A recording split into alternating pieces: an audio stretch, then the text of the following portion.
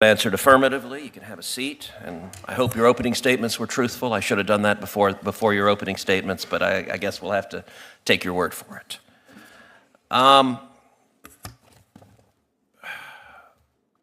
Representative Robbins, let's start with you. How broad was the fraud that was perpetrated in Minnesota?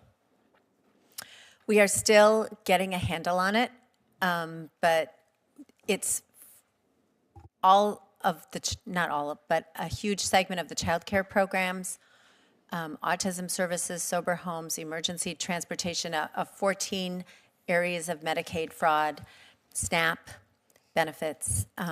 We are still, I would say, getting whistleblower reports, uncovering new vectors of fraud.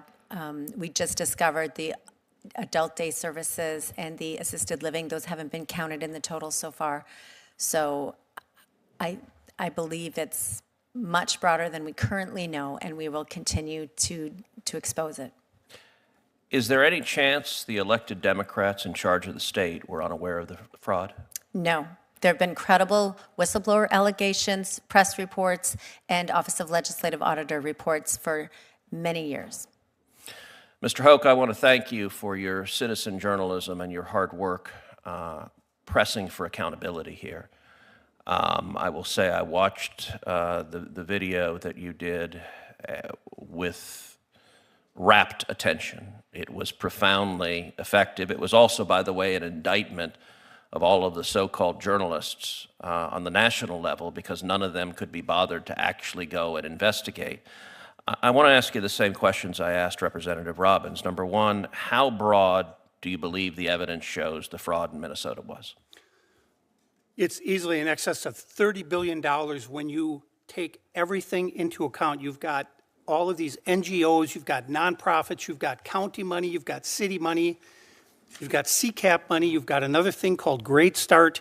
So there are all these piles of money that factor into the fraud. I don't know that anybody can ever determine an exact number, but I kept telling the U.S. attorney when he came out, I said, you got to get your number up, you got to get your number up, and he did. He kept ratcheting up the number, and I kept saying, you got to be at least at $30 billion. So going back to whether Governor Walz knew about it, Governor Walz admitted knowing about the fraud early in his first term, which would say 2020.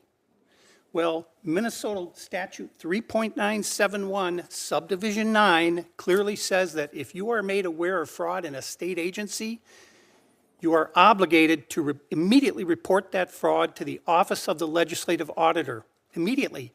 The Legislative Auditor is then the body that determines which law enforcement agency to bring into the investigation. Governor Walz did not contact the Office of the Legislative Auditor. He said he contacted the FBI about what? That's not what the law says. How many organizations receiving taxpayer funds did you visit in total? How many? How many organizations or ostensible organizations? Companies? Yeah. 200. Of the child care centers you visited, how many kids did you see? The only place that I saw children was at KinderCare and New Horizons, which are, in my opinion, legitimate. They're large scale. They have play areas. And they also receive CCAP money, but they're the only places that I saw where there were children present, ever, at any of them. How about the autism centers? Did you see children? Did you see patients there? Never. So that's not to say there weren't any, but there were never there. There were never any there. When I was there, never any footprints in the snow, same thing. Mr. Weissman, you're co-president of Public Citizen, which describes itself as a consumer advocate and a pro-democracy organization. Would you agree that the fraud in Minnesota was staggering and shocking? I agree that there is fraud in Minnesota. I don't believe these estimates are grounded in any evidence that I've seen. The $9 billion figure was based on a claim just that, well, I think that half of them must be fraudulent. I just heard a comment just saying, boost the number up.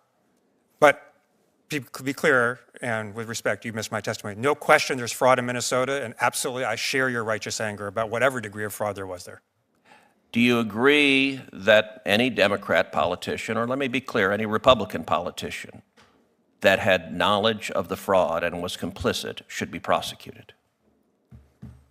I'm not sure what they're being prosecuted for, but also in my testimony, I described also outside of Minnesota the manifold ways that this administration is enabling fraud. Look, I understand. Oh, and the reason, hold on. The standard is that you want Sir, to prosecute I'm going to people. ask a question, and then you can answer it. Yes, sir.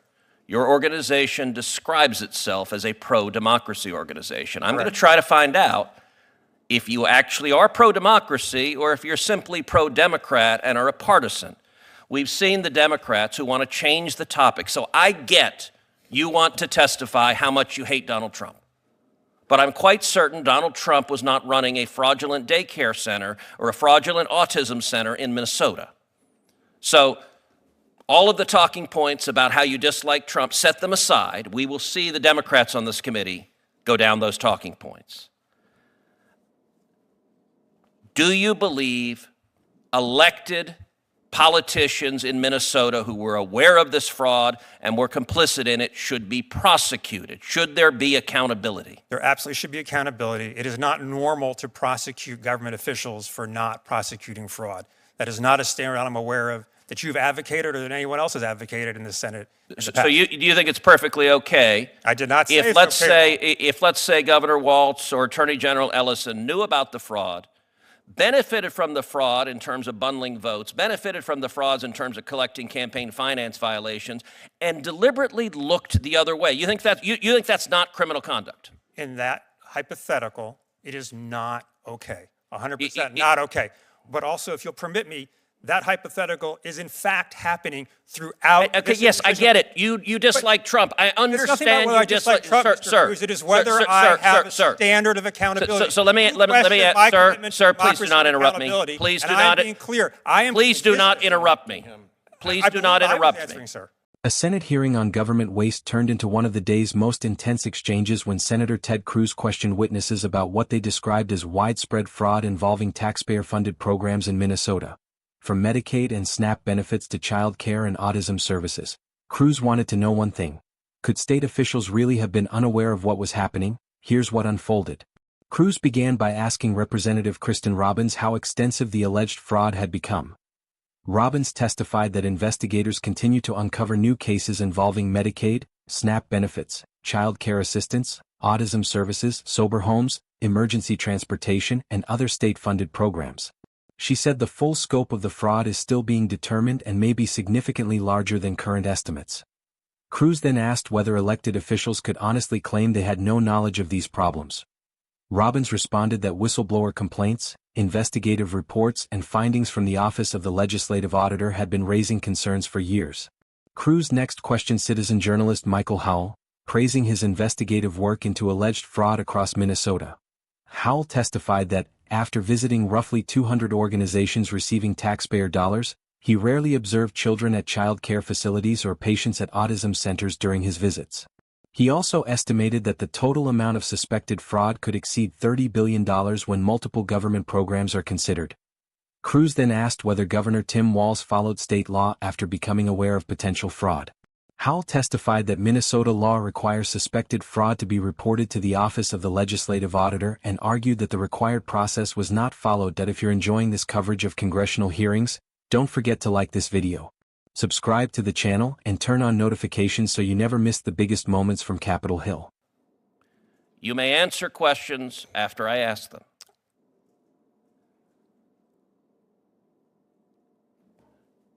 You've heard the evidence and testimony about daycare centers with no children, with no toys, with no facilities, with windows that are blacked out. Do you believe it is possible that the officials sending millions of dollars to those fake daycare centers and fake autism centers didn't know what was going on? Well, what I heard was claims about that, and I too have watched the video. We're both parents. I'm glad that the child care centers don't open their door for someone who's knocking there. I don't view that as evidence that the child care centers are fake child care centers, although I'm sure there are some. My understanding is that state investigators have gone to do their duty at those exact same child centers and have found that most of them actually are operating correctly. Well, I will say it is disappointing that you had a chance, leading a nonprofit that is supposedly pro-democracy, to take a principled stand. Instead, you decided to defend the Somali fraudsters because it benefits elected Democrats. That's disappointing. But you know what? I'm going to give you something you're going to like, an opportunity to say all the ways you dislike President Trump, because I'm going to recognize the ranking member who will surely ask you why Trump is terrible and do everything you and he can do to change the topic from the actual topic of this hearing. Ranking member Whitehouse.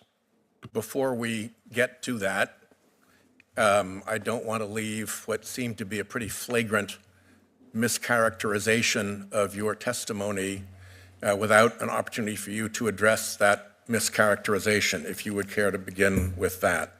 I appreciate that. Just briefly, I was disagreeing with the premise of the question that we have been displayed this evidence showing criminal wrongdoing. Obviously, where there is criminal wrongdoing, and I testified to this, I support aggressive investigation and prosecution. To the degree there is wrongdoing in Minnesota, it should be aggressively investigated and prosecuted. I'm not sure that the claim that all the evidence we've been presented today is in fact evidence of that, but I don't deny it for a moment that it is occurring in Minnesota. Let me ask you. Cruz then turned to Public Citizen co-president Robert Weissman. While Weissman agreed that fraud should be aggressively investigated and prosecuted, he questioned the larger estimates presented during the hearing and urged caution before drawing conclusions. Cruz repeatedly asked whether elected officials, Republican or Democrat, should face prosecution if they knowingly ignored or benefited from fraud involving taxpayer funds. Weissman responded that anyone engaged in criminal wrongdoing should be held accountable, but emphasized that investigations should be based on evidence rather than assumptions. As his questioning came to a close, Cruz returned to testimony describing daycare centers with no children, autism facilities with no patients, and millions of taxpayer dollars flowing to organizations that witnesses claimed showed little evidence of operating as intended. Cruz questioned whether officials responsible for overseeing those programs could realistically have missed the warning signs. The witness replied that any proven fraud should be fully investigated and prosecuted, while cautioning against treating every allegation presented during the hearing as an established fact. The hearing became a broader debate over government oversight, public accountability, and protecting taxpayer dollars. Senator Cruz argued that officials who ignore credible evidence of fraud should be held responsible, while witnesses emphasized the need for thorough investigations grounded in evidence. What do you think? Should public officials face criminal consequences if they knowingly ignore large-scale fraud involving taxpayer money? Let us know your thoughts in the comments below. If you enjoyed this breakdown, don't forget to like, subscribe, and turn on notifications for more coverage of Senate hearings, government oversight, and the biggest political moments from Capitol Hill.